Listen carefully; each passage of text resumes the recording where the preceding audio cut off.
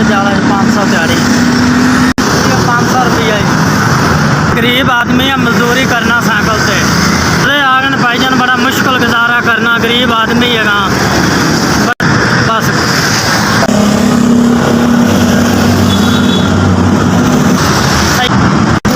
सैयद हुसैन साहब तुसा मैंने राशन दिता, अल्लाह तेन जिंदगी देवे, खुश करे भैन भाइयों ने, तेरे बच्चों की भी खैर करेगा। SVS तुसा मैनू राशन पहुँचाया, अल्लाह पाक तेरी।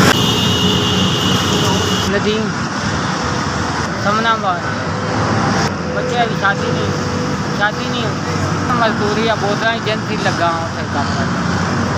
मेरा भाई और एक मेरी बहन और मैं मजदूरी कर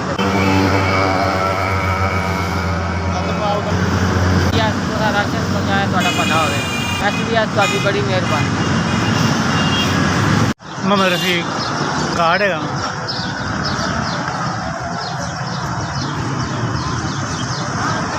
15,000 रुपये, गरीब आदमी है। 15,000 रुपये मेरी तनख्वाह, सामने हॉस्पिटल में बुला रहा हूँ, निके निके बच्चे पता नहीं किसने बुला। SVS तुम मेरे राशन से ज़्यादा थोड़ा भला करे। मैं बेवा वा, मेरे बच्चे भी मुंडे, मेरे बेटे भी नहीं है, ये मेरा बहुत हो गया। मेरा पुत्र कोई नहीं है, अल्लाह का आसरा है कि SVS दी बस करती हर साल दुआ निकले ताना।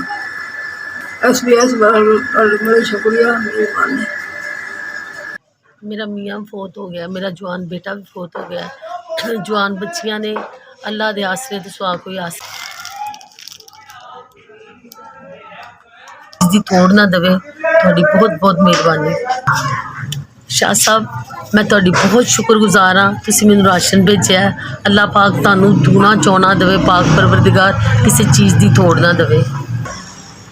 SVS तुसीं मैनूं राशन पहुँचाया, थोड़ी बहुत मेहरबानी।